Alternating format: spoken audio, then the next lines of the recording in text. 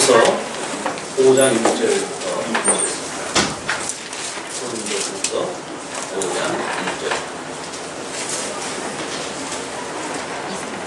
6절. 만일 땅에 있는 우리의 장막집이 무너지면 하나님께서 지으신 집, 곧 손으로 지은 것이 아니요 하늘에 있는 영원한 집이 우리에게 있는 줄 아나니, 과연 우리가 여기 있어 한식하며 하늘로부터 오는 우리 초소로 덧입기를 간절히 사모하노니, 이렇게 입음은 벗은 자들로 발견되지 않으려 함이라. 오늘 그 부활주일 아침을 맞이해서 바로 부활에 대한 주제로 이렇게 순서가 딱 맞아진 것도 우리 하나님의 계획인 것 같습니다. 우리가 부활을 늘 이야기를 하지만 부활이 우리 아이들한테 소개하는 것이 결함이 발기되는 정도의 어떤 부활의 개념, 이런 정도로 우리가 이렇게 이해를 갖다가 해왔고, 그동안 그 교계에서 지도도 마땅한 부활에 대한 영원한 생명에 대한 이런 어떤 설명이 나름대로 부족하거나 또는 부분적이지 아니하였는가, 이런 그 생각이 듭니다. 오늘 그 사도 바울은 지금 교회 생활에서의 사회적 원리가 사적생이라고 그렇게 이야기를 했습니다. 그래서 우리가 육으로 태어난 우리 몸이 죽었을 때 비로소 영으로서의 중생된 우리의 영이 살아나고 또 성장되어져가는 이런 그 원리가 교회의 원리라는 거죠. 이 교회의 원리는 예수 그리스도의 피값이 없이는 도대체 이루어질 수가 없는 것입니다.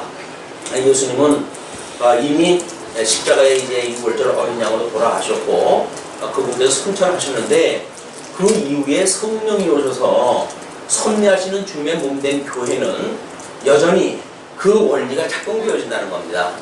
그러나 이제 그 예수 그리스도의 은혜를 놓치게 되면 사람들은 현실 속에 빠지게 되어지고 기능적으로 빠지게 되어져요. 그래서 어떻게 하는 것이 합리적이고 어떻게 하는 것이 어떤 그 손익의 유익이 있는가라고 하는 관점으로 접근이 되어집니다. 고린도 교회도 마찬가지죠. 사도 바울이 그 놀라운 복음의 소식을 전해줬고 주님의 몸된 교회가 세워졌지만, 이제 그 사도 바울을 배척하는 이런 그 거짓 지도자들이 등장한다 하고, 그러므로 고린도 교회는 상당히 어려워지고 혼란에 빠지게 됐습니다. 사도 바울이 그것이 너무나 안타까워가지고 지금 자신을 변증하는 그런 그 내용을 통해가지고 자기가 오늘 우리 5장 주제가 이게 제사직의 임무인데, 주께 받은 직임자로서 새 계약의 일꾼이 3장부터 6장까지 전체 내용이 새 계약의 일꾼입니다. 예수 그리스도께서 새 계약을 하셨고 그 새 계약을 이루시는 일꾼을 세우시는데, 3장에서 우리가 주께 받은 직임에 대한 것을 확인했고, 지난 장에는 직임자의 영광과 권한에 대한 것을 살펴보았습니다. 근데 오늘은 그 직임자 가운데 제사직이라고 하는 그 임무가 어떠한지 그 내용을 좀 우리가 확인하려 하는 겁니다. 우리가 이스라엘은 하나님께서 이제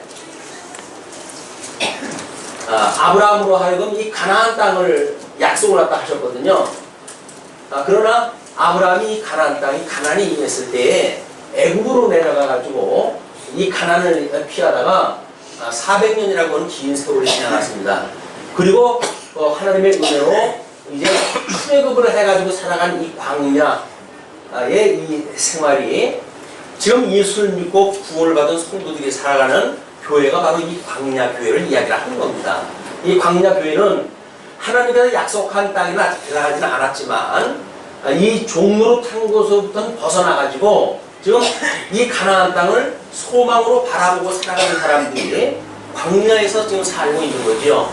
이때에 하나님께서는 천상의 당신의 그 처소에 대한 거를 여기서 이제 하나님의 그 성막을 통해 가지고 하나님을 섬기는 그 이치가 무엇인가를 성막을 통해 가지고 가나안 땅에 대한 것을 보여주었어요. 물론 이 가나안 땅에서 이루어질 그런 그 내용은 이제 성전으로 이루어질 것이지만 이것은 지금 천상계를 통해 가지고 보여줄 것, 천상계에 대한 그 그림을 모형적으로 지금 보여준 겁니다. 이 모형적으로 이루어졌던 것처럼 이제 우리 하나님은 우리 이제 이 하나님은 만사를 언약대로 이루신 여호와시죠. 근데 이분께서 기뻐하시는 뜻이 있었어요. 그 뜻이 모든 것들을 이제 이 하나님 기뻐하시는 뜻대로 작정하시고 예정을 갖다 하신 것이 있는데 이 작정과 예정을 이루시는 것이 하나님이 하시는 일이에요. 그래서 이걸 우리가 하나님이 하시는 일이 작정과 예정을 이루시는 일이기 때문에 이걸 빛과 어둠으로 나누시고 하나님께서 이 작정은 하나님의 나라로 이 예정은 하나님의 의, 그래서 복과 저주로 나눠가지고 이걸 이루실 겁니다. 이걸 이 계시록에서 보여주기 때문에 이 하나님의 나라도 하나님의 의도 빛과 어둠이라고 하는 이 극렬한 어떤 구분을 둬가지고 이걸 손이라도 해가실 거거든요. 그래서 빛의 자녀와 어둠의 자녀를 또는 빛의 나라와 어둠의 나라를 이 땅에서 보여주실 거예요. 이걸 우리가 천상계의 사역이라고 이렇게 이야기했어요. 천상계에서 하나님께서는 이 하나님의 나라와 하나님의 의를 이 천지를 지으셨을 때 이미 만드셨다고 그랬어요. 다 이루어졌다고 그랬어요. 어떻게? 우리 이 흑암 위에 흑암 위에 있을 때 빛이 있으라 하매 빛과 어둠을 나누셔가지고 하나님께서는 빛과 어둠으로 구분하다 하셨고, 그리고 윗물과 아랫물로 나눠가지고 하나님께서는 그 공간의 개념을 이미 이제 만들어 주신 거죠. 그래서 이 천상계에서 이루신 것은 이게 이제 하나님께서 지금 천상계에서 이거는 영원한 언약이 다 이루어진 거예요. 이거를 하나님께서 천하계를 통해 가지고 이거를 우리가 계시세계라고 이렇게 이야기합니다. 계시세계 또는 현상세계. 이게 상으로 드러났다 그 이야기예요. 상으로 드러났다. 그런데 이 천하계에서 이제 하나님께서 아담에게 양대 언약을 하셨잖아요. 이 양대 언약이 뭐라 그랬죠? 이 복과 나라입니다. 이게 나라와 그의 의와 나라를 부활하고 이렇게 이야기를 하셨는데 이것이 양대 언약인데 이걸 이루실 수 있는 그런 이루어가는 방법이 여기서 빛의 자녀도 어둠의 자녀도 다 이 언약으로 이루어 가셔야 될 거 아니겠어요? 그러니까 하나님께서 이 양대 언약을 이루시는데 아담에게 성과 아들 알게 하는 가인의 열매를 따먹지 마라. 그래 따먹으면 죽는다. 라고 이렇게 언약을 했어요. 그걸 우리가 행위 언약이라고 이렇게 이야기를 해요. 그런데 유감스럽게도 아담은 그걸 따먹었습니다. 그걸 따먹었기 때문에 하나님께서 그에게 이제 여자의 후손과 저주를 내릴 때 여자의 후손과 남자의 후손의 갈등 관계가 어떻게 되어질 것인가를 보여주신 뒤에 가죽옷을 해입혀가지고 에덴 동산에서 내쫓았어요. 이 내쫓아가지고 내쫓을 때 사람과 함께 이가 쫓김을 받게 되어져요. 그래서 에덴이라고 하는 이곳에서 이 행위 언약을 인해 가지고 아담은 내쫓기게 되어지는데 그 내쫓긴 것이 사단과 더불어 살아가고 있는 이 세상이에요. 이 세상은 그래서 지옥이라고 하는 세상입니다. 이 어두움이 장악하고 있는 사망이 주장하고 있는 세계에 아담 이후에 모든 사람들은 여기서 출생이 되어지고 여기서 잉태되어지고 여기서 성장해가는 거예요. 그런데 우리 뱀에게 하나님께서 저주를 갖다 내릴 때 너는 이 땅으로 기어가지고 흙을 먹고 살아라고 이야기를 하잖아요. 그 흙이라고 하는 것이 이 사단을 통해 가지고 주어지는 저주의 세계입니다. 이 저주의 세계는 전부 우리 이 아담을 만드실 때 하나님께서 흙과 흙으로 빚어 만드시고 그게 생기를 불어넣어가지고 이 생명이 되어지게 했는데 그 생명을 죽게 하신 뒤에 내쫓게 되어졌으니까 여기서는 육밖에 없어요. 그래서 이 사단은 철저하게 영이 죽어져 있는 타락한 인간들을 통제하고 자기의 종으로 부려먹는 세상입니다. 여기가. 그런데 지금 이제 이 가나안 땅, 이 성전 약속되어졌던 이거 천상에 보여준 거라고 그러지 않았어요? 이거는 지금 가나안 땅 약속되어진 땅이란 말이에요. 이 약속되어진 것이 지금 하나님께서 이 이 양전약을 통해 가지고 좀 아담에게 언약을 이루어 가시는 그 실질적인 섭리가 이루어지는데 이거를 구약 성경을 통해 가지고는 이런 방식으로 소개가 되어졌고 이것이 예수님을 통해 가지고 이제 실질적으로 이루어지는 사건이 이 사단 속에서 사람들이 모두 타락인으로 살아갈 때 아닙니까? 이 타락인으로 살아갈 때 이 은혜와 약을 주었던 하나님께서 예수를 그리스도로 이 땅에 보내주시죠. 그래서 사망 가운데 죽었던 우리들을 대신해서 예수님이 대속의 제물로 돌아가시고 그리고 사망 권세를 이기시고 주님께서 부활을 갖다 하셨어요. 부활을 갖다 해가지고 우리 주님께서는 지금 하나님 우편에 계시다고 그러지 않았어요? 대주제가 되시는 우리 주님께서는 이미 하나님의 그런 보좌 우편에 가 계신데 우리가 이 타락되어져 있는 사람들이 예수님도 사망 권세를 죽여가지고 사망 권세를 철장 권세를 쳐서 죽이고 그리고 우리를 이제 승리케 하셨는데 이걸 성령을 통해 가지고 깨닫게 해주시는 작업이 이것이 믿음의 세계예요. 네, 믿음의 세계. 이 믿음의 세계는 마치 출애굽이 되어서 광야에서 사는 사람들처럼 아직 하나님 나라에 들어가지 못했어요. 그러나 이 사망 권세로부터 노임을 받아가지고 나는 이제 영생을 얻었다고 생각하는 사람들이 살아가는 곳이에요. 그러니까 지금 이 애굽이라고 이 애굽은 좀 이 사단이 권세 아래 있는 것이 좀 이 애굽 아니에요 지금 이게. 그러니까 구약 성경을 통해 가지고 이스라엘 백성들의 이런 승리를 공부를 나름대로 했으니까 이게 그림자적으로 모형적으로 보여준 걸 보니까 이것이 이러한 도표로 해가지고 이제 이해가 옵니다. 실체적인 걸로 해가지고 우리 천상계에 이미 하나님께서는 이미 모든 걸 다 이루셨다고 그랬죠. 이 하나님의 나라와 하나님의 의를 이루셨다고 그랬어요. 요한계시록에 보게 되면 이제 새하늘과 새 땅의 모습이 거의 소개가 되어지는데 그 소개되어지는 것을 좀 계시세계를 통해 가지고 하나님께서 보여준 거란 말이에요. 여기서 이 보여주었는데 하나님께서 이 행연약을 인해 가지고 성과 악을하게는 가이가 열매를 따먹을 때 이 아담이 가지고 있는 그 타락한 본성이 뭐냐면 이 철저하게 사단에게 속아가지고 이게 지금 땅이에요. 땅. 온통 우리들의 관심을 이 땅에다가 두게 만드는 것이 사단이 우리를 미혹하는 세계예요.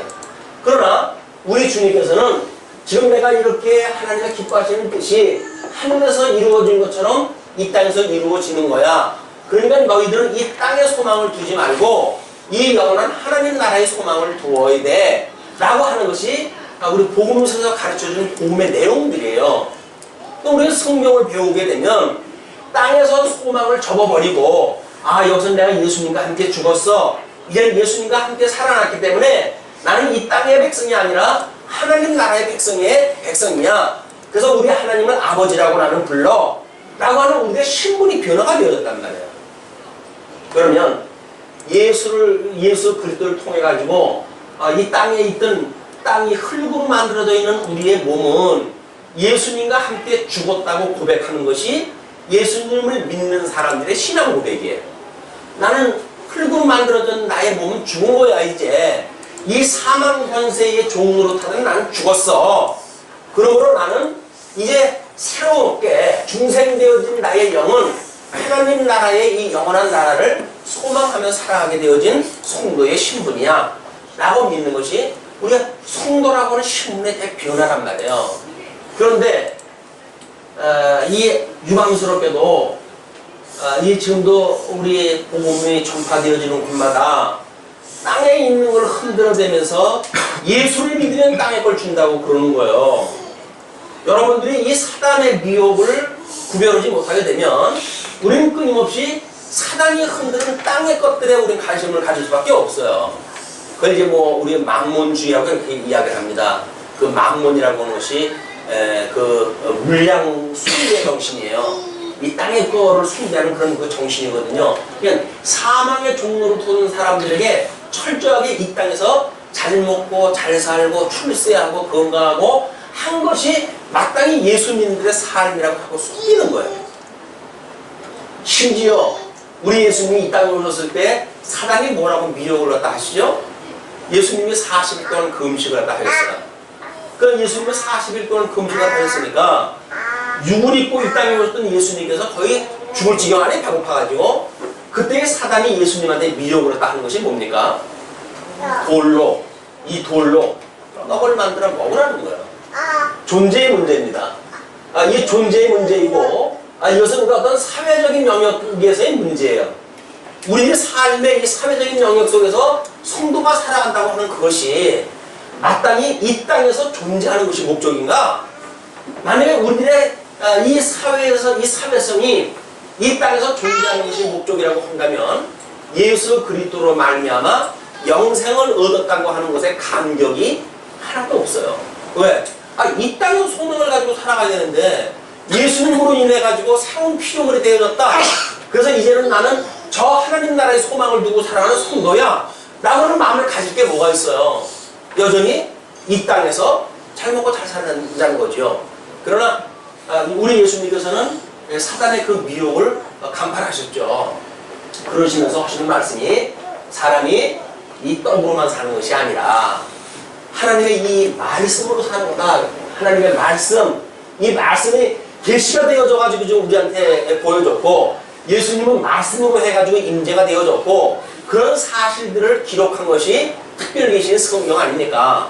그러니까 특별히 계신 성경을 통해 가지고 우리는 저 하나님이 어떠한 분인가 이분의 기뻐하시는 뜻, 이 뜻의 관심을 가지고 살아가는 것이 진정한 성도의 삶인데 이 사단은 끊임없이 우리가 아직도 예수님을 인해 가지고 중생이 되어졌다고 하지만 연약한 육을 입고 있으니까 이 육을 미혹을 갖다 해가지고 먹어야 산다는 거야. 꼭 먹어야 산다는 것이 뭐 우리 창조 이래 모든 인간들의 숙제거리 아니었겠어요. 그러나 우리나라도 한 100여 년 전이나 우리 이 보릿고개가 있을 때만 하더라도 먹고 사는 문제가 치열했던 문제예요. 그러면 그때는 정말 죽을까봐 우리가 사람이 너 예수 믿지 않으면 죽을 거야 라고 해서 겁을 먹었다고 치기 쉽다. 지금은 우리 엄청난 부를 누리는 그 대한민국을 이루고 있잖아요. 그런데 지금도 사단은 우리들한테 먹거리를 가지고 흔든다는 거예요. 근데 우리는 과거에는 먹을 것이 없어가지고 진짜 전전긍긍을 했다고 하지만 이렇게 부유한 세상에서도 사단은 여전히 우리들한테 먹거리를 흔들어요. 그래서 그걸 먹어야 산다는 거예요. 근데 우리 예수님께서는 사람이 떡으로 사는 것이 아니라 하나님의 말씀으로 사는 거라고 해가지고 이 사단의 미혹을 공격을 하다 하셨거든요. 그 예수님을 믿는다는 이야기는 그 예수를 그리스도로 믿는다는 이야기는 지금도 우리가 살아가는 것은 하나님으로 말씀으로 사는 하나님의 말씀으로 살아가는 것이 성도지 이 땅에 있는 떡덩어리 가지고 살아가는 것이 아니라는 거예요. 근데 이 집요한 공격이 사단의 집요한 공격이 한시도 이 땅에서 나는 걸 먹지 않는 것에 대한 두려움을 떨칠 수가 없어요. 우리 예수님께서는 하도 답답하니까 너희들 무엇을 먹을까 마실까 입을까 염려하지 마라. 하나님께서는 그런 것이 너희한테 필요하고 다 알고 계신 분이야. 너희들은 다만 이제 예수 그리스도를 인해 가지고 구원을 받았으니 새로운 피조물이 되어졌으니까 그의 나라와 의만을 구해. 그러면 그 이외의 것, 이 하나님의 나라와 하나님의 의를 구하면서 살아가야 될 부수적인 조건의 것들은 내가 다 줄 거야 라고 이야기를 했단 말이에요. 그런데도 불구하고 그 예수님의 말씀이 빈소리가 돼버려요. 믿어지지가 않아요. 그래서 내가 어떻게든지 여기서 허부적거리고 살아야 뭘 먹고 산다는 이야기예요. 우리 존재가 이 불타가지고 없어질 이 천지, 이 옛 하늘과 옛 땅이라고 성경에서 이야기를 하는데 여기에 우리의 소망이 있고 여기에 우리의 어떤 삶의 존재가 여기에 있는 것이 아니다. 다만 여기서는 하나님이 어떠한 분인가를 이 계시가 한 세계니까 계시를 통해서 하나님의 엄청난 능력과 신성과 권능과 영광과 이걸 보고 배우고 깨닫고 하나님을 경외하는 것이 여기서 살아가는 인생의 본분이지. 여기서 희재기나 하면서 누구는 이 연봉이 얼마인데 누구는 연봉이 얼마냐 이런 그 불경기 속에서도 우리 좀 제법 행선되시는 분들이 제법 많은 돈이 이 수입이 늘었다고 보고가 됐다면요. 그 사람들이 1%를 따라가지고 나머지 99%가 허무적으로 사는 거예요. 아니 왜 우리가 그 사람들한테 어떤 비교가 돼가지고 상대적인 어떤 절망감을 느끼고 내가 뭐 이를 악물고 그 사람들을 따라가야 되고 그럴 이유가 어디 있어요? 이 사망의 권세에 의해서 우리도 아직도 휘둘리기 때문에 그러나 우리 예수 그리스도 참 생명 되신 예수 그리스도와 우리가 연합이 되어졌고 그분과 한 몸이 되어졌다고 한다면 우리는 없어질 것들에 우리의 마음을 두지 않습니다. 우리가 어차피 육신이 지금 있고 살아가기 때문에 어쩔 수 없이 우리가 육신이 먹고 살아가는 문제가 여기서 존재하지요. 그러나 그것이 더 이상 우리의 목적이 될 수가 없다는 거예요. 다만 그의 나라와 의의를 구하는 수단적 가치로서는 우리가 있을 수가 있지만 수단적 가치를 위해 가지고 우리 올인한다는 이야기는 그건 지혜로운 일이 아니잖아요. 목적을 위한 수단인데 어떻게 수단에다 우리 목숨을 걸어요? 그 수단은 되면 좋고 안 돼도 좋고예요. 그렇잖아요? 왜? 목적을 이루는 일이니까.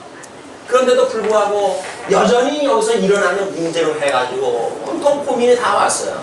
예수님께서 수고하고 무거운 짐자는 다 내게로 오라고 우리 주님께서 우리 촉청을 하다 했는데도 불구하고 우리는 세상의 것들을 인해 가지고 세상 근심 걱정 내가 다 짊어지고 마치 자기가 무슨 능이나 있고 힘이나 있는 존재인 것처럼 그러고 살아가는 것이 예수를 그리스도로 믿는다고 하는 기독교에서 불신앙적으로 나타나는 현상인 거예요. 교회는 말도 없이 많습니다. 성도들은 뭐 수도 없이 많아요. 그러나 예수를 그리스도로 믿는 사람들은 얼마나 없어요. 뭘 믿는 겁니까? 복 주는 분, 우리를 건강하시는 분, 건강하게 하시는 분, 이분을 믿고 살아간단 말이에요. 근데 예수님께서는 이거 아니라는 거예요, 지금. 이건 사람이 너희를 미혹하는 거지, 내가 너희들한테 이거 주려고 온 사람 아니야. 나는 저 하늘의 부여를 너한테 주기로 온 거야. 이렇게 이야기하는데도 불구하고 여전히 눈에 보이는 세상 속에 관심이 빠져버리니까 이렇게 살아갑니다. 우리가 이걸 우리가 어떤 생존, 이 존재, 이 생존에 대한 이제 문제, 살아가는 그 문제라고 한다면 아마 우리가 어떤 소유에 대한 문제, 이거는 예수님께서 이제 그 사람이 떡으로만 사는 것이 아니라 하나님의 말씀으로 사는 거야 라고 사단의 공격을 물리치셨어요. 그랬더니 그를 성전 위에다가 끌어올립니다. 그리고 뛰어내리라는 거야. 그리고 성경 구절, 그거하고 전혀 상관없는 성경 구절을 갖다가 뭐라고 그럽니까? 네가 뛰어내리면, 네가 만약에 하나님의 아들이라고 한다면 하나님께서 너를 천사를 시켜가지고 너의 발이 돌풀이에 부닥치지 않도록 너를 보호하신다고 그랬으니까 내가 죽지 않을 거 아니야? 그러니까 뛰어내리면 네가 하나님의 아들이라고 지금 사람들한테 다 증거가 될 터인데 뛰어내릴래?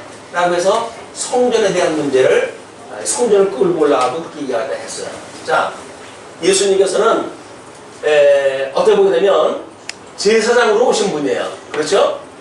이 제사장으로 오신 분이라고 한다면 이 성전이라고 하는 것은 예수님이 십자가에 못 박아 죽고 사흘 만에 부활하심으로 온전한 성전을 이루실 분 아니에요? 그런데 겨우 그 성전의 기능을 어떤 기능으로 써먹으라고 지금 사단이 미혹을 합니까? 그래서 뛰어내려가지고 네가 하나님의 아들이라는 걸 증거를 하라는 이야기예요.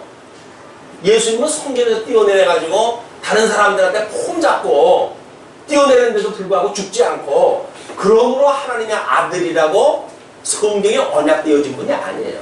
성경에서는 우리 이스라엘 백성들 선민국가가 이루어질 때 어떻게 이루어졌어요? 이 선민 가나안 땅에 이제 이 사람들이 들어가잖아요. 들어가지고 하나님 나라가 창건되어지지만 분국되어지고 유수되어지고 이 회복되어짐으로 해가지고 하나님의 나라를 지금 보여줬잖아요. 그러면 예수님께서 이 땅에서 당신이 이 직임을 다 가지고 계신 오늘 우리의 그 제목이 뭐라고 그랬습니까? 오늘 제사직임에 제사직임에 대한 이야기라고 그러지 않았어요? 그러면 제사직임을 가지고 계신 그리스도라고 하는 사실을 증거하시기 위해서 이 땅에 오셨으니까 그 제사직이라고 하는 거는 철저하게 죽지 않으면, 성전으로 이게 부활되지 않으면 성전을 보여주실 수가 없는 거예요. 그러니까 예수님이 제사장직을 가지고 지금 당신이 그리스도라고 하는 걸 증거하려고 한다면 이렇게 어린 양으로 돌아가셔야 되고, 어린 양으로 돌아가셨던 분께서 사망 권세를 이기시고 부활하셨을 때에 비로소 그분이 그리스도라고 하는 사실이 증거되어지는 거예요. 성경에 게시되어진 방법은 이렇게 되어진 거예요. 근데 사단은 엉뚱한 성경 구절을 갖다가 그렇게 하면 네가 하나님의 아들이라고 인정되어진다는 거예요. 그러니까 예수를 믿는다, 성경을 믿는다, 뭐 이렇게 하면서도 성경 구절 아무거나 나한테 필요한 거 끌어다가 이 사단이 미혹하는 거대로 우리가 살아가는 것이 한두 가지가 아니에요. 이 사단이 성경을 나한테 좋은 걸 갖다가 그 성경 구절을 마치 부적이나 되는 것처럼 우리가 어떤 기능적으로 이해를 하게 되어 있단 말이에요. 이 말씀을 기능적으로. 그냥 여기서 살아가는 일이 좀 기능이에요. 이게 소유예요. 그러나 하나님께서 우리에게 주었던 이 말씀에 대한 것은 기능에 대한 것이 있는 것이 아니라 계시의 목적이 있는 거예요. 이 소유의 문제가 있는 것이 아니라 영존하는 존재의 우리가 문제가 있는 거예요. 우리 세상 사람들은 왜 이 소유에 자꾸 급급합니까? 우리는 영원한 영생을 얻었다고 하는데 믿음이 안 생기는 거예요. 내가 영생을 얻었기 때문에 오늘 우리 하나님이 나를 오라고 하신다고 하더라도 나는 하나님의 나라에 갈 사람이야 라고 하는 믿음이 없으니까 어떻게든지 여기서 더 살려고 우리가 아우성을 치는 거예요. 세상 사람들은 틈새 공작을 갖다 해야 되니까 병명의 숫자가 얼마나 되는지 아십니까? 여기서 살아가는 사람들의 병명의 숫자가 사람 숫자만큼이나 많아요. 병명 숫자가. 그렇게 해야 어디 이 사단의 그런 얼개 속에서 빠져나갈 수가 없잖아요. 너는 이 병명을 가지고 있으니까 여기서 돈 내고 건강을 갖다 해야 되려니까 너는 여기서 이 병명으로 해가지고 너는 내 포로가 된 거야 라고 이야기를 한다고요. 그래서 여기서 병명은 한 가지예요. 우리 구약성경 여기에서 사람들이 이 택한 백성들한테 하나님 시험을 갖다 하실 때에 온역이라고 하는 걸 온역. 이거는 질병입니다. 질병. 여러 가지 병이 있는데 그걸 성경에서는 온역이라고 하는 한 가지 이름 갖다 주어요. 자, 경제적인 문제, 여기서 우리가 경제적으로 위기를 갖다 느꼈을 때 그거를 기근이라고 하는 한 가지 표현을 갖다 해요. 그냥 어떤 땅이 가물었다는 이야기는 곡식이 맺을 수가 없으니까 지근은 나올 거 아니겠어요. 그리고 여기서 일어나는 어떤 힘의 균형에 의해서 공격을 받는 것을 전쟁으로 해야지 표현을 되어져요. 그러니까 구약 성경에 이 이스라엘 백성들을 하나님이 시험하셨던 것은 이 세 가지를 통해 가지고 하나님을 믿는 믿음의 백성으로 하나님께서 교육을 시키셨어요.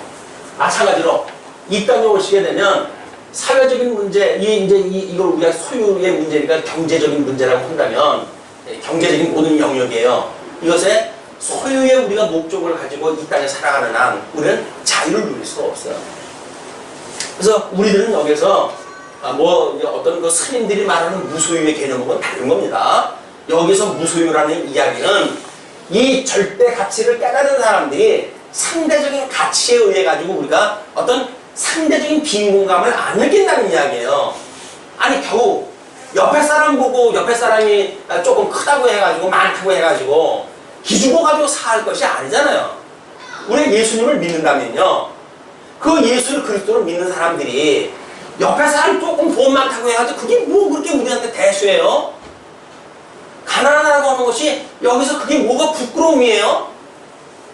만사를 하나님의 언약대로 이뤄가시는 일인데 하나님이 믿어진다고 한다면 부한 것도 가난한 것도 하나님께서 하나님 깨닫게 하시는 수단 아닙니까?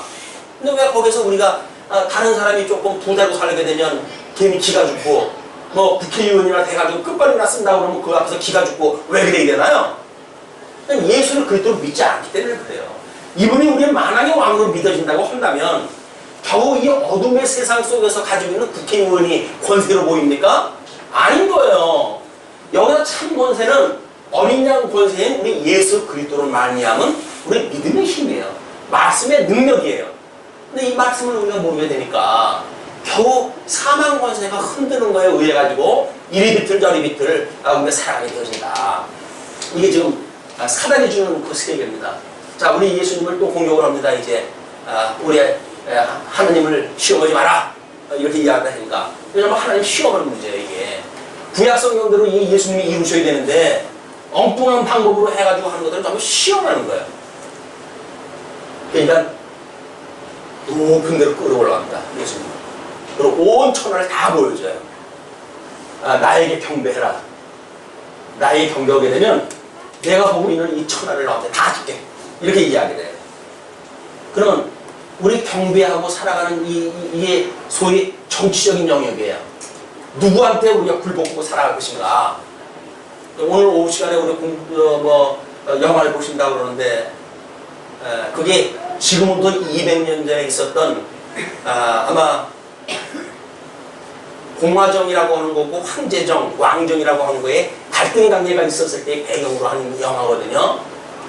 우리가 이 복음적인 가치가 없다고 한다면 여전히 사단과 같은 왕에 굴복하고 거기에 빌붙어가지고 아양 떨고 비유 맞추고 그러면서 그냥 하루 세끼 먹고 살기에 급급한 것이 인생이란 말이에요. 근데 이 죽어도 참 생명을 우리가 누렸다고 한다면 그런 자들한테 우리가 휘둘릴 수는 없잖아요. 하나님의 자녀인데 겨우 돈 몇 푼을 갖다 줘가지고 나 따라오면 이거 줄게 해가지고 흔드는데 우리가 그걸 따라갈 수는 없잖아요. 체면이 있지. 우리가 하나님의 아들인데 하나님의 아들이 사단이 흔드는 걸 갖다 줄레줄레 따라다닐 수가 있습니까? 그는 예수를 그리스도로 믿지 않는다는 이야기예요. 자, 이 정치적인 영역에 대한 이런 그 문제, 이거 우리가 어떻게 보면 봉사의 문제로 이제 이야기를 했는데, 이 정치적인 영역의 원리를 갖다 뭐라 그랬죠? 이건 공적치라고 이야기를 했어요. 우리가 성김으로 해야 다스리는 이야기다. 그런데 여기서 이 사단이 조그만 어떤 감투를 주게 되면 그 감투를 가지고 모든 사람들을 장악하잖아요. 그 도구화하잖아요. 왜 그렇습니까? 나는 사단의 종입니다. 그 이야기예요. 아니 그렇지 않고서야 주님의 종들인데 주님의 백성들인데 교회 목사가 어떻게 그게 군림을 할 수가 있어요. 교회 목사가 만약에 성도 위에 군림했다고 한다면 그거는 주님의 어린 양을 먹이고 치는 것이 아니라 자기의 먹이감을 삼는 거 아니에요. 그것이 성령의 역사입니까? 아닌 거예요. 그래서 정말 이 사단의 공격이 아니라고 한다면 어떻게 주님께서 잠시 맡겨놓은 어린 양, 주님의 어린 양들 그 어린 양 위에 군림하고 그들을 자기의 도구하고 삼고 자기의 어떤 출세의 발편을 삼고 자기의 어떤 목적을 달성하기 위한 도구를 할 수가 있냔 말이에요. 이 성도가 깨어있지를 않으면 이 말씀에 의해서 우리가 깨어있지를 않으면 이런 사단의 끝없는 미혹 속에 우리가 빠질 수밖에 없는 거예요. 이걸 누가 말려줍니까? 이걸 우리가 이런 성경을 통해서 깨달음을 왔다고 하더라도 이것이 또 내일 가면 또 잊어버리실 거 아니에요. 이 잃어버려진 개념을 가지고 우리가 이 사단 밑에 살아간다고 한다면 어저께 했던 일 우리를 똑같이 할 수밖에 없어요. 이 말씀이 우리들이 정말 인용할 양식이 되어져서 어떠한 사단의 공격 앞에서도 우리 예수를 그리스도로 믿는 이 믿음으로 이 사망 권세가 주당하는 이 세계는 시간과 공간과 형상의 제한을 받는 세계예요. 그러나 이 믿음의 세계는 이걸 뛰어넘은 세계 아니에요. 이 시간과 공간과 형상을 뛰어넘은 세계가 믿음의 세계라니까요. 적어도 우리가 믿음의 세계를 산다고 한다면 우리들의 이 존재 문제는 우리는 영생을 얻다고 믿는 거예요. 뿐만 아니라 이 소유의 문제는 예수 그리스도로 말미암아 나는 부요합니다 라고 믿는 사람들이에요. 또 우리들의 모든 이 정치적인 문제 이런 거에는 우리 어린 양 권세되어지는 예수 그리스도 이분만을 믿고 살아가는 것이 우리들의 권세의 문제란 말이에요. 세상의 짐승 권세를 이기는 것이 어린 양 권세입니다. 믿어지십니까? 예수를 그리스도로 믿는 거예요. 예수를 그리스도로 믿는다고 하면서도 끊임없이 어린 양 권세보다는 7두 10각의 짐승 권세가 더 힘세 보인다고 한다면 우리는 예수를 그리스도로 믿는 것이 아니란 말이에요. 자, 이것이 오늘 오고 다음 주에 설명되어질 배경이에요. 이제 신학적인 배경. 오늘 부활절이기 때문에 뭐 이런저런 이제 또 절차가 있고 오늘 강론을 짧게 할 수밖에 없어요. 성경 5장을 10절까지만 하고 그 다음에 11절부터 다음 주간에 하기 위해서 지금 이 배경을 짜는 겁니다.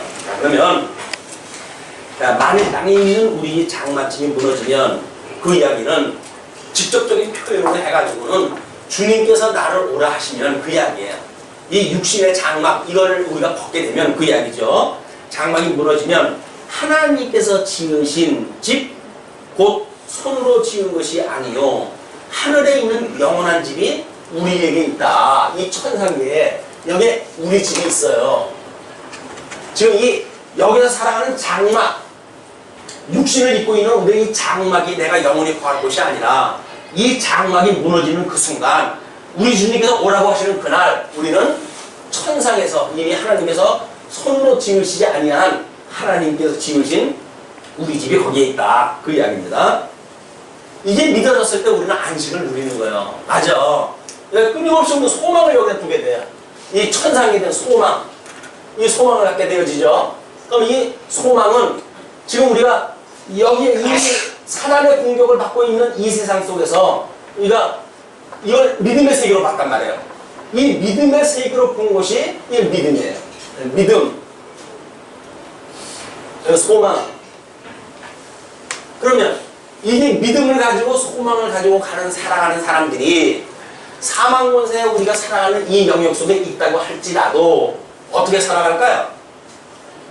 이게 믿어지게 되면 사랑하면서 살아가는 거예요. 이게 살아가면서 이 말씀과 함께 기뻐하고 그리고 우리가 살아가는 것이 비록 사단 권세 아래 우리가 살아가지만 우리가 이 믿음을 가지고 정말 나를 해하려고 하는 자들 후욕하는 자를 위해서 축복을 갖다 하고 우리를 미워하는 자들에게 오히려 그들을 복을 갖다 비는 이런 삶이 여기서 가능해진다. 그것이 어린 양 권세를 믿는 우리의 말씀의 운동력이에요.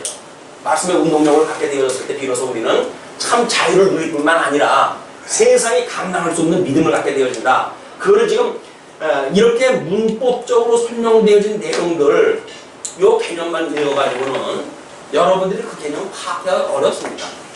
이런 신학적인 배경이 없이 그냥 본문만 읽으면 뭔 얘기냐 이게 도대체. 그래서 주종신학자들도 그 주석서를 보게 되면 뭐 이런 설이 있고 이런 설이 있고 이런 설이 있고 아주 1, 2, 3, 4, 5 여러 가지 주장들을 해요. 왜 그럴까요? 뭐가 뭔지 잘 모르니까 그렇게 할 수밖에 없는 거예요.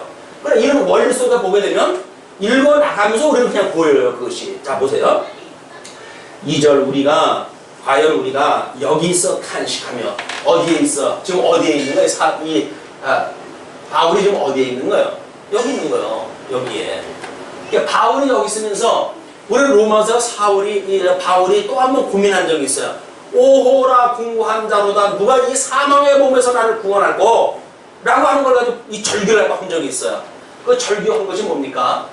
하나님의 의에 대한 이거에 아마 로마서를 통해 가지고 이거에 대한 절규였었다고 한다면 오늘 하는 그 절규가 뭐예요? 이 고민이 과연 우리가 여기에 있어서 탄식하며 하늘로부터 오는 우리 처소로 덧입기를 간절히 사모한다. 여기서 지금 우리 처소로 덧입겠다는 이야기의 절규는 지금 고린도 후서에서 이야기하는 이거는 하나님의 나라 처소, 이 처소에 대한 절규를 지금 하고 있는 거예요.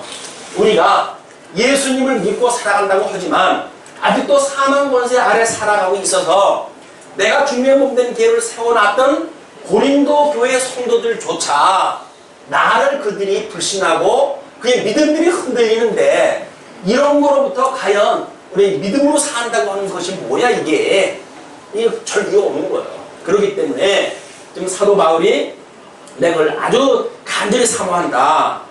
이렇게 입는다는 이야기는 저 하늘로부터 오는 우리 처소로 지금 덧입는 거지요. 그 덧입는 것은 벗은 자들로 발견되지 않으려 하니라.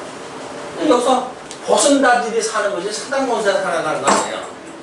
하나님의 의로 인침을 받는 사람들은 여기서 가죽옷을 이 은혜로 해서 가죽옷을 해 입고 하나님의 의를 경험한 사람들이 사는 거지만 그렇지 아니한 자들은 자기네들이 지은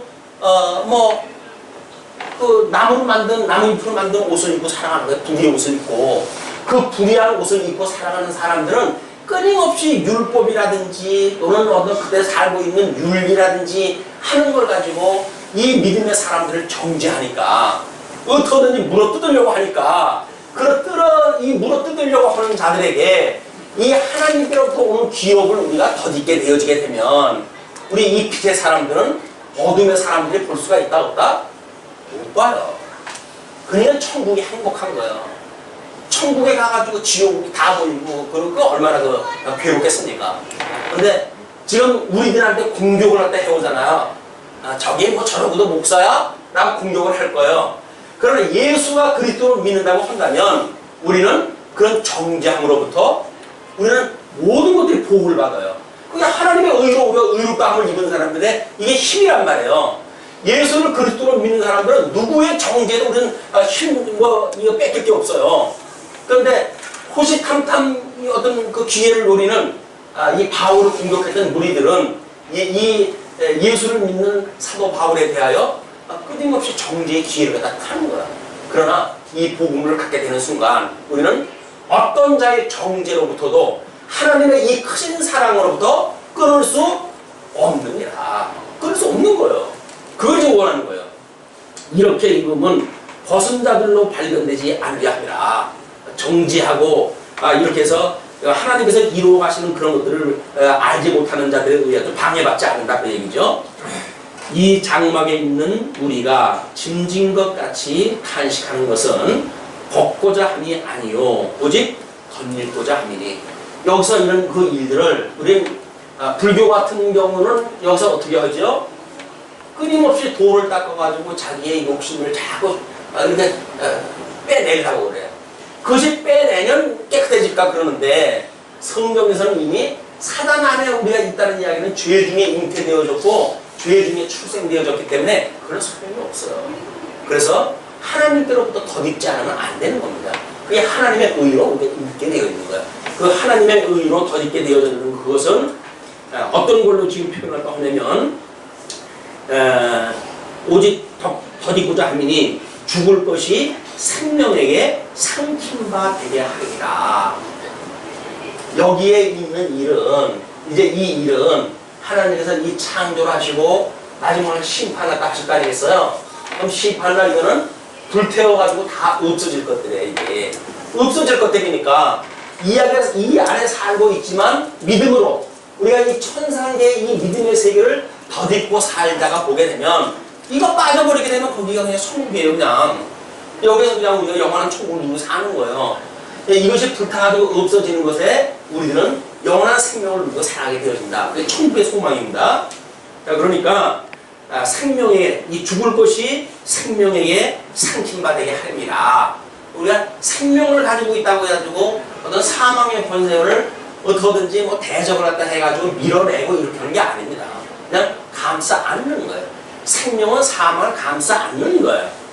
뭐 어떤 상대적으로 해가지고 갈등을 일으켜가지고 우리가 뭐 파워풀하게 싸워가지고 뭐 승리한다 이런 개념이 아닌 거예요.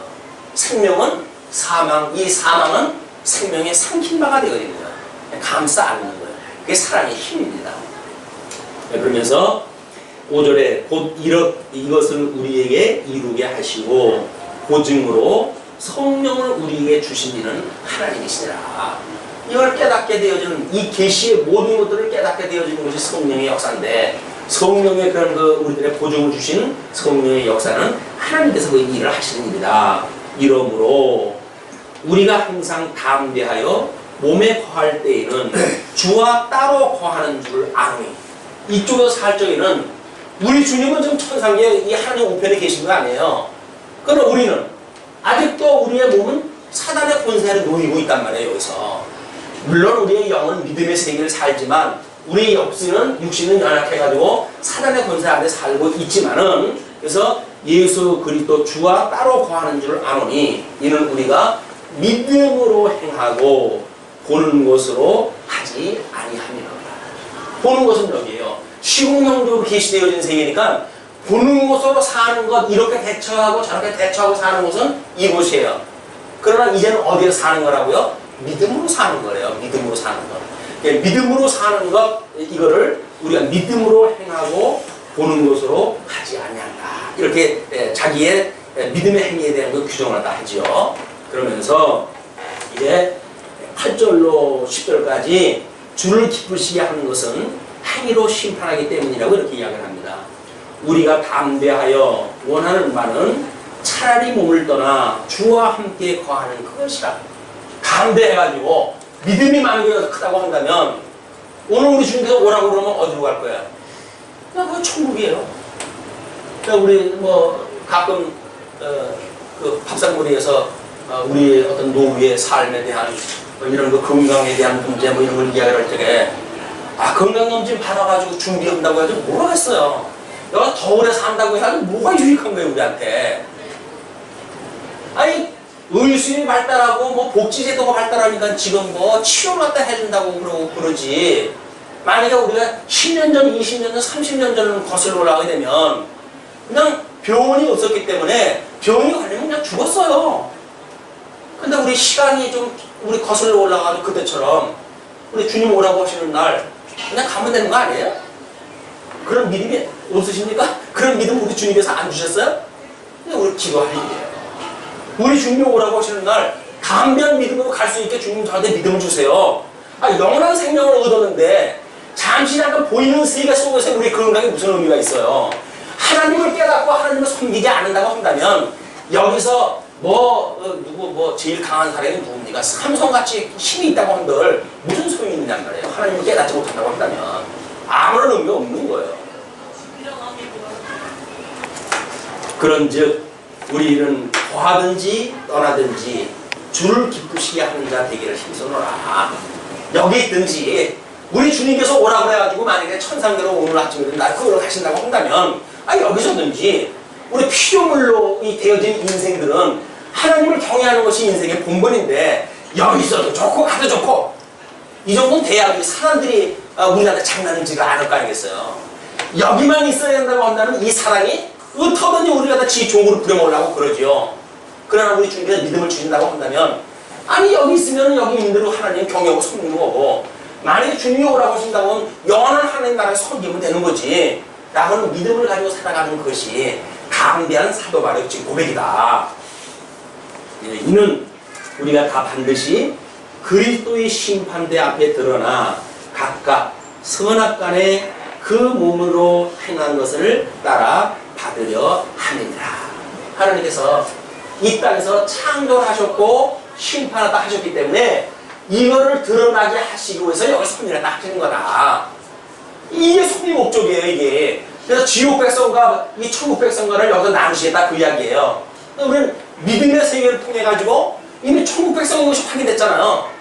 그렇다고 한다면 그냥 천국 백성인 거예요. 천국에 가서 하는 거에 빠져 사는 거예요.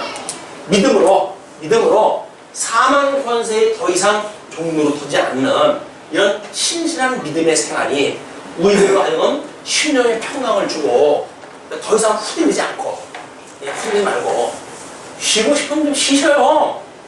왜 옆 사람처럼 내 힘도 안 되는데 그 사람처럼 100m를 갖다 13초에 뛰어야 됩니까? 우리가 만약에 16초를 뛸 만큼 실력이 없으면 16초로 그냥 가면 되는 거예요. 왜 13초에 가려고 나를 혹사시키고 그래요. 하나님 믿어지지 않으니까. 상대적인 빈 공간이 나를 자꾸 절망 속으로 빠져들어가는 거예요. 그러니까 한마디로 예수를 믿지 않는 이다. 교회도 나오고 성경도 읽고 예수를 믿는다고 그러죠. 정말 우리가 생명 대신 예수 그리스도를 믿습니까? 우리의 이 구속주이신 예수 그리스도를 믿습니까? 이 부요하시다고 하는 이 주님을 만나가지고 영적으로 해가지고 세상에 어떤 것도 부족한 게 없는 부요함을 느끼십니까? 그렇다고 한다면 우리는 진정한 여기서 부요를 느끼는 거예요. 이 부요를. 이게 신명한 우리의 이 교회 생활의 원리란 말이에요. 그걸 뭐라 그랬어요? 사회적 원리가 이게 사직생이라고 했더니 사직생. 이게 우리 영생을 얻은 사람들은 여기서 몸으로 사는 것에 우리가 전전긍긍하지 않습니다. 여기서 죽어야 여기 사는 거예요. 영적으로 해가지고. 이 제사장이라고 한다면 적어도 다른 사람을 위해서 내 몸을 불태워가지고 봉사를 갖다 해야 연약한 사람이 영적으로 성장해가는 단계가 되어지지. 이건 크다고 하는 사람이 자기 이 몸 하나 죽을까봐 전전긍긍해서 다른 사람 영혼에 대해서 생각하지 않는다고 한다면 그게 무슨 왕같은 제사장이에요. 왕같은 제사장. 내 한 목숨 주제 못해가지고 그렇게 사는 거지. 우리가 왕같은 제사장이라고 믿어진다고 한다면 우리 이 왕같은 제사장들은 이 하나님의 백성들의 영혼을 위해서 우리는 기꺼이 봉사를 하고 내 몸을 불태워서 제물로 관제물로 우리 사도 바울은 바쳤다고 그러는데 관제물로 바치는 것이 사회적인 원리다. 경제적인 원리. 내가 있는 거 내가 이거 가지고 움켜쥐고 있다고 하면 어떻게 영적으로 해가지고 이 가난한 자들한테 영적 부여를 줄 수가 있겠어요. 그냥 우리가 가지고 있는 걸 버리는 거예요. 그렇게 해서 비로소 그 제물로 해가지고 영적으로 부유함을 입는 사람들이 있죠. 그게 영광의 원리인 거예요. 정치적인 원리도 마찬가지입니다. 다른 사람을 다스린다고 해가지고 짐승권자처럼 그냥 위에서 폭풍처럼 휘두르고 주먹질하고 그냥 막 막말해대고 이렇게 다스리는 거 아니에요. 어린 양같이 겸손하고 온유한 방법으로 말씀을 가지고 하더라도 다스려지는 것이 어린 양 권세다. 이걸 믿어지면 그렇게 하는 거예요. 이게 믿어지지 않으면 안 되는데 어떻게 해야죠. 몽둥이라도 들어야죠. 그러나 어린 양 권세가 짐승 권세를 이겼다고는 믿어지게 되면 아 주님께서 해가시는 일이야 라고 믿어지기 때문에 부디 여기서 내가 악역을 감당하지 않는데 이게 주님을 믿는 사람들의 신앙생활, 정치적인 원리, 공직치의 원리고 연직부의 원리고 사직생의 원리다. 오늘은 요 10분 여기까지만 하도록 하죠. 기도하십시오.